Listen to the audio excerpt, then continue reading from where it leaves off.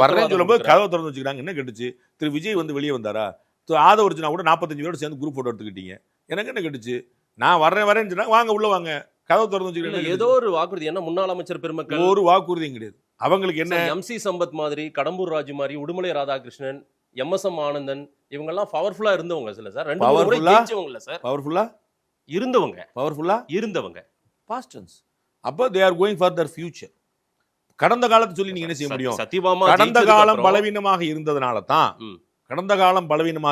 தான் திரு விஜய் முன்னிலை சேரல. சேர்ந்த அப்புறம் திரு விஜயை பார்க்கல. திரு ஆதவர்ஜுனா முன்னாடியும் திரு ஆனந்த் முன்னாடி சேர்ந்தாங்க. இன்னைக்கு பலம் நீங்க அன்னைக்கு நான் அமைச்சர் ஓகே சூப்பர். இன்னைக்கு அவ்வளவுதான். நீங்க உங்க சட்டமன்ற உறுப்பினராகவே ஆக முடியல சார். இங்க இருந்தாலும் இதே நிலைமை தான். அங்க போயிட்டு ஏதோ ஒண்ணு அப்போ ஒரு ஆதாயம் இருக்குல்ல. என்ன ஆதாயத்தை இப்ப டிவிக்கு கொடுக்கும்? ஒண்ணுமே இல்ல. என்ன கொடுக்குறேன்னு கூப்பிட்டுருக்காங்க. அதெல்லாம் எனக்கு தெரியாது. நீங்க ஆதவர்ஜுனாட்ட கேட்கணும். இவர்கள் சைடுல என்ன இருக்கும் அப்படின்னா, யாரு திரு எம்சி சம்பத் சைடுல என்ன இருக்கும், திரு கடம்பூர் ராஜு சைடுல என்ன இருக்கும் அப்படின்னா, நாம் இப்ப எதிர்கட்சியும் கிடையாது, ஆளுங்கட்சியும் கிடையாது. ஆளுங்கட்சியிலேருந்து எம்எல்ஏ ஃபோன் பண்ணா கலெக்டரோ எஸ்பி என்னன்னு கேட்பாங்க. எதிர்கட்சியிலேருந்து எம்எல்ஏ எம்பி ஃபோன் பண்ணா கலெக்டர் எஸ்பி பயப்படுவாங்க, ஏதாவது பஞ்சாயத்து கூட்டிட போறான் அப்படின்னு சொல்லிட்டு. இங்க நம்ம ரெண்டுமே இல்லை.